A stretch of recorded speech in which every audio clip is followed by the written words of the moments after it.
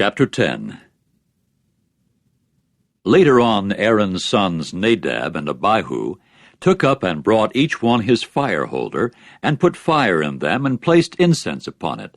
And they began offering before Jehovah illegitimate fire, which he had not prescribed for them. At this a fire came out from before Jehovah, and consumed them, so that they died before Jehovah. Then Moses said to Aaron, "This is what Jehovah has spoken, saying, Among those near to me let me be sanctified, and before the face of all the people let me be glorified."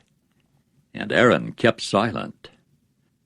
So Moses called Mishael and Elzaphan, the sons of Uzziel, Aaron's uncle, and said to them, "Come near, carry your brothers from in front of the holy place to outside the camp." They accordingly came near, and carried them in their robes to outside the camp, just as Moses had spoken. Subsequently Moses said to Aaron and to Eleazar and Ithamar his other sons, "Do not let your heads go ungroomed, and you must not tear your garments, that you may not die, and that he may not become indignant against all the assembly. But your brothers of the whole house of Israel will do the weeping over the burning, which Jehovah has made burn. And from the entrance of the tent of meeting you must not go out for fear you may die, because Jehovah's anointing oil is upon you." So they did according to Moses' word. And Jehovah proceeded to speak to Aaron, saying, "Do not drink wine or intoxicating liquor, you and your sons with you, when you come into the tent of meeting, that you may not die. It is a statute to time indefinite for your generations, both in order to make a distinction between the holy thing and the profane, and between the unclean thing and the clean, and in order to teach the sons of Israel all the regulations that Jehovah has spoken to them by means of Moses." Then Moses spoke to Aaron and to Eleazar and Ithamar, his sons that were left. "Take the grain offering that was left over from Jehovah's offerings made by fire, and eat it unfermented near the altar, because it is something most holy. And you must eat it in a holy place, because it is your allowance and the allowance of your sons from Jehovah's offerings made by fire, for so I have been commanded. And you will eat the breast of the wave offering, and the leg of the sacred portion in a clean place, you and your sons and your daughters with you, because they have been given as your allowance, and the allowance of your sons from the communion sacrifices of the sons of Israel. They will bring the leg of the sacred portion, and the breast of the wave offering along with the offerings made by fire, of the fatty pieces, in order to wave the wave offering to and fro before Jehovah. And it must serve as an allowance to time indefinite for you, and your sons with you, just as Jehovah has commanded." And Moses searched thoroughly for the goat of the sin offering, and look, it had been burned up. So he grew indignant at Eleazar and Ithamar, Aaron's sons that were left, saying, "Why did you not eat the sin offering in the place that is holy, since it is something most holy, and he has given it to you that you may answer for the error of the assembly, so as to make atonement for them before Jehovah? Look, its blood has not been brought into the holy place within. You should have eaten it without fail in the holy place, just as I have been commanded." At this Aaron spoke to Moses, "Look, today they have presented their sin offering and their burnt offering before Jehovah, while such things as these began to befall me. And had I eaten the sin offering today, would it prove satisfactory in Jehovah's eyes?" When Moses got to hear that, then it proved satisfactory in his eyes.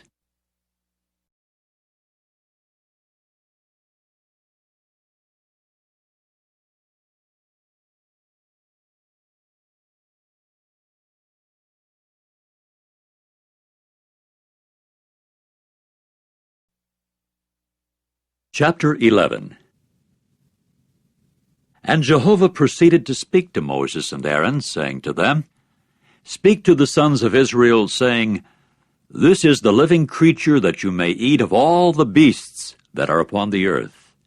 Every creature that splits the hoof and forms a cleft in the hoofs, and chews the cud among the beasts, that is what you may eat.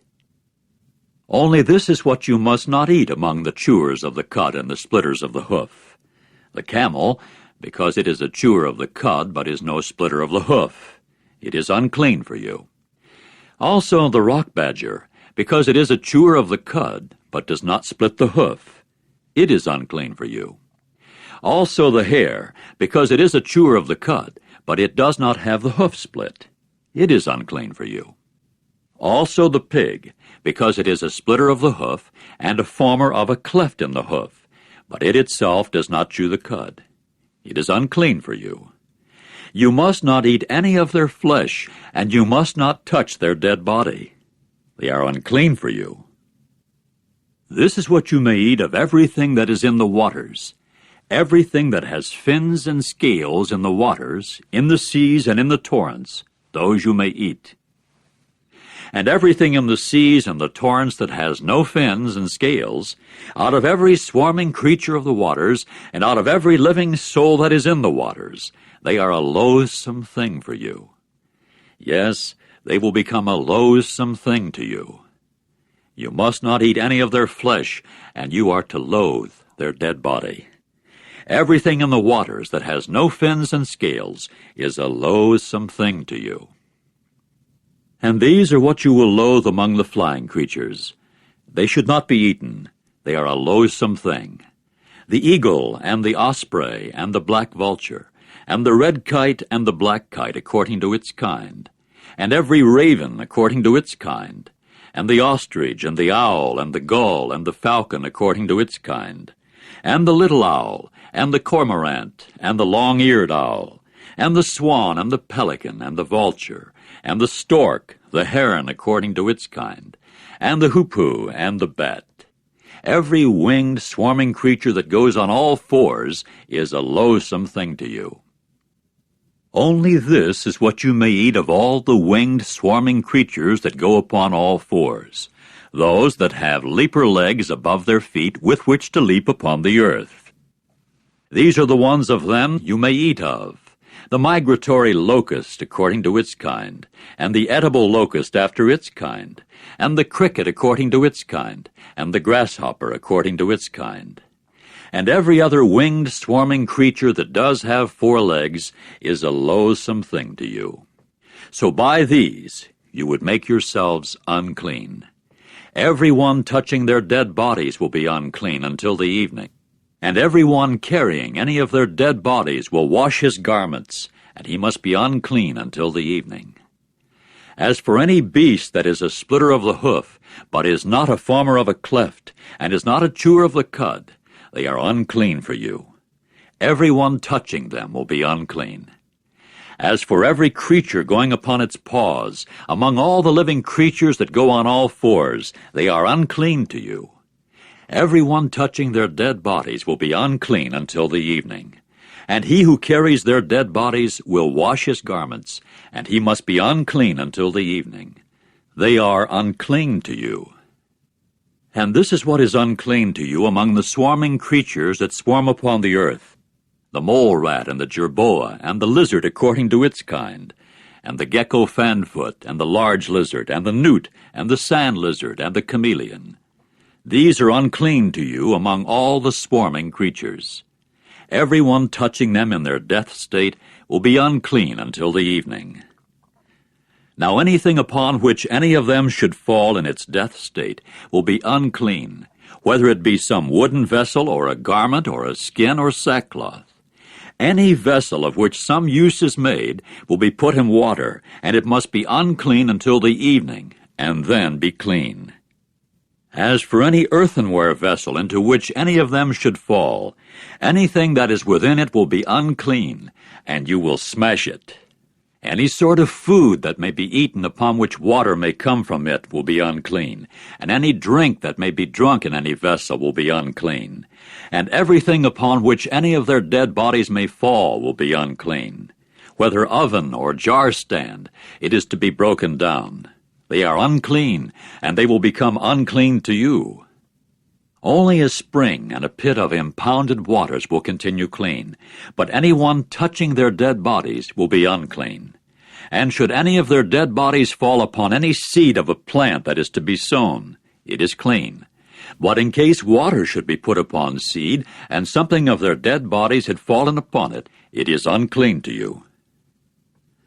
Now in case any beast that is yours for food should die, he who touches its dead body will be unclean until the evening. And he who eats any of its dead body will wash his garments, and he must be unclean until the evening. And he who carries off its dead body will wash his garments, and he must be unclean until the evening. And every swarming creature that swarms upon the earth is a loathsome thing. It must not be eaten. As for any creature that goes upon the belly, and any creature that goes on all fours, or any great number of feet of all the swarming creatures that swarm upon the earth, you must not eat them, because they are a loathsome thing. Do not make your souls loathsome with any swarming creature that swarms, and you must not make yourselves unclean by them, and actually get unclean by them. For I am Jehovah your God, and you must sanctify yourselves, and you must prove yourselves holy, because I am holy. So you must not make your souls unclean by any swarming creature that moves upon the earth. For I am Jehovah who is leading you up out of the land of Egypt to prove myself God to you, and you must prove yourselves holy, because I am holy. This is the law about the beast and the flying creature and every living soul that moves about in the waters, and concerning every soul that swarms upon the earth, in order to make a distinction between the unclean and the clean, and between the living creature that is eatable and the living creature that may not be eaten.